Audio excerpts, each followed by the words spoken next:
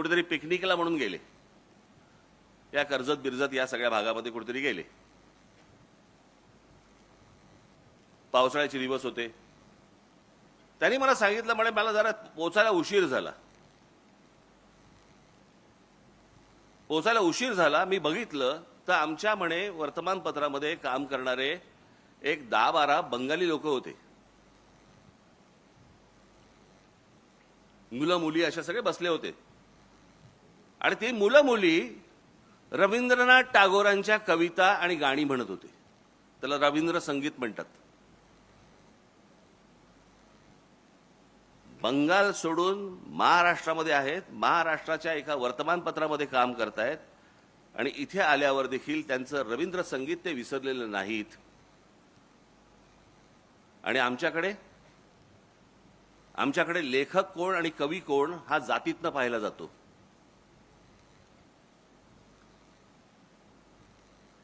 तुम्ही मराठी म्हणून एकत्र कधी येऊच नाहीत याचा पूर्णपणे बंदोबस्त केलेला आहे. तुमचा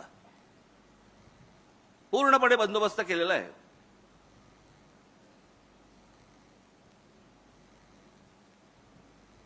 आता काल परवाकडे कोणतरी ते कोणी साधू आहेत ना, संधी साधू, कोणालाही पेव फुटतं. त्याशी एका बाबाची एकाने मस्त उतरवली.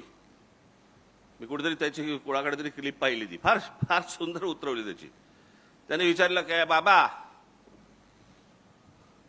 सीता स्वयंवर में रावण जी आए थे क्या? बरं, आता ह्यांना काही सगळंच माहिती असतं ना, वरती काही लावलं की सगळंच माहिती असतं.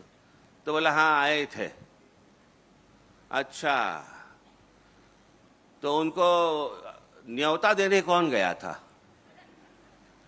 तो बोले, नहीं, वो राम जी के कोई थे, उनके साथ वाले जो थे उनको न्योता देने गए थे. अच्छा, तो न्योता पहुंच गया वहां पे? तो बोले, हाँ, इसीलिए तो आ गए. अच्छा, तो राम जी उसी रास्ते से क्यों नहीं गए? वो सेतु क्यों बांधा?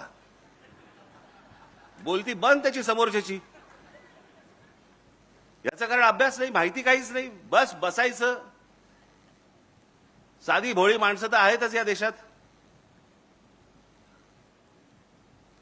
ही सगळी माणसं इथे येणार आणि कसा वाद पेटवायचा फक्त बघा. वाद फक्त पेटवायची.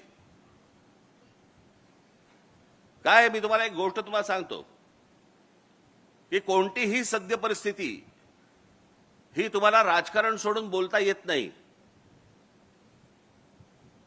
आज हा कोणावरती तरी बाबा राजकारणाच्या वरती बोलणार आहे वगैरे अशातला असेल ते येतच त्याच्यामध्ये.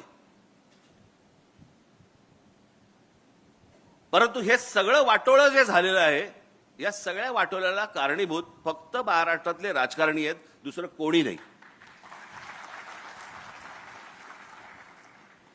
नाही तर हिंमतच नाही होणार. हो, आज जो महाराष्ट्रामधला जो प्रश्न, आज तो काय, तो रिक्षा भिक्षांचा काय, मराठी बोललं पाहिजे वगैरेचा जो विषय आलाय, हिंमत कशी होते मला जरा सांगा. नाही मराठी बोलणार. तुमच्या राज्यात येऊन तुम्हाला ते सांगतायत की नाही मराठी बोलणार आम्ही, आणि ज्याच्यावरती आमचे मंत्री त्यांना सांगतायत बरं बरं ठीक आहे, 4 महिने अजून घ्या, मराठी शिका. हिंमत नाही तुमची? लायसन्सच रद्द करा. हेच बाकीच्या राज्यात काय होईल? हेच तामिळनाडूमध्ये जर समजा ते बोलले, नाही बोलत जा तामिळ, काय होईल मला जरा सांगा. तिकडे पंजाबमध्ये गेले आणि बोलले नाही येत पंजाबी, आम्हाला नाही बोलायचं पंजाबी, काय होईल तिकडे?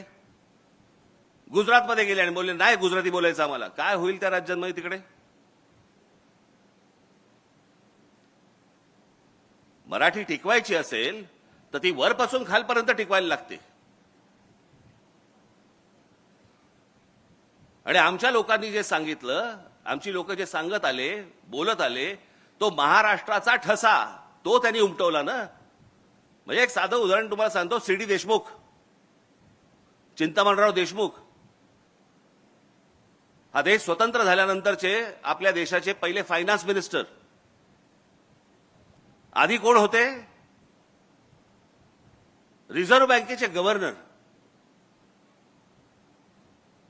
भारत स्वतंत्र झाल्यानंतर ज्या नोटा छापल्या गेल्या त्या नोटेवरचं पहिली स्वाक्षरी जी आहे नोटेवरची ती चिंतामणराव देशमुखांची आहे, एका मराठी माणसाची आहे.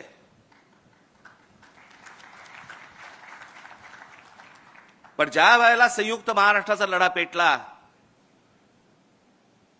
आणि मुंबई महाराष्ट्रात राहणार का गुजरातमध्ये जाणार हे ज्यावेळेला त्याचा लढा ज्यावेळेला सुरू झाला, संयुक्त महाराष्ट्र समितीचा लढा ज्यावेळेला सुरू झाला,